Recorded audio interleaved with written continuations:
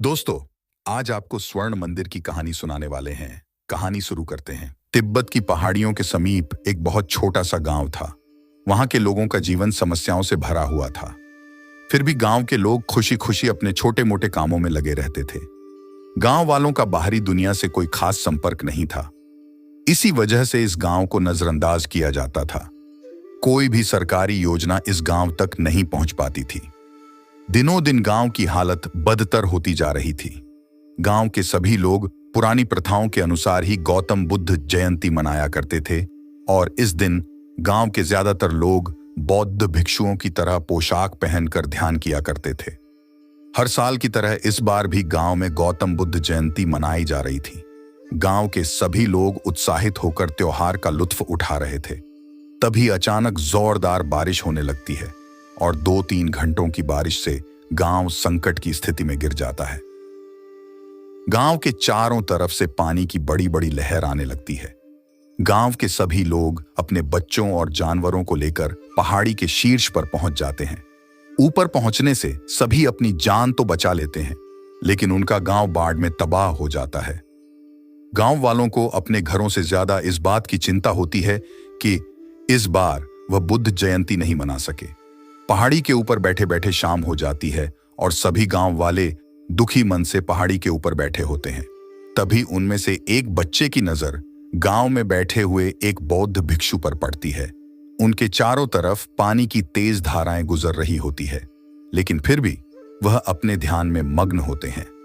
जैसे ही बच्चा यह बात गांव वालों को बताता है, सभी लोग उनकी तरफ देखकर हाथ जोड़ लेते हैं और उन्हें लगता है कि यह जरूर कोई अच्छा इंसान है जिसने उनके गांव की परंपरा को टूटने से बचा लिया और इस वर्ष भी सुबह से शाम तक ध्यान लगाने की प्रथा बनी हुई है।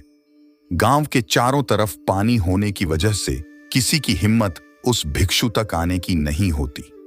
सभी पहाड़ी के ऊपर से जिज्ञासु भरी नजरों से उन्हें देखते रहते हैं।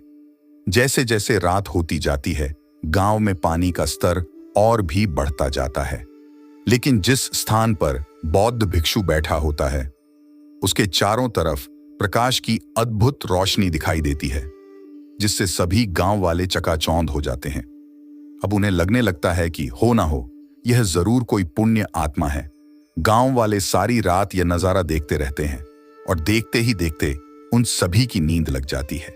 जैसे ही वह सुबह उठते हैं तो उनका गांव स्वर्ण नगरी में बदल चुका होता है। गांव के सभी लोग सोने का गांव देखकर सन्न रह जाते हैं। उन्हें यकीन नहीं होता कि जो गांव बाढ़ की तबाही में पूरी तरह नष्ट हो चुका था, वह इतना खूबसूरत कैसे बन सकता है। सभी खुशी खुशी दौड़ते हुए पहाड़ी से नीचे उतरते हैं और पागलों की तरह हर घर के अंदर जाकर देखते हैं। बड़ी बड़ी सोने की दीवारें, सोने की छत, सोने के दरवाजे और यहां तक कि उस गांव की सड़कें भी सोने में बदल चुकी होती हैं।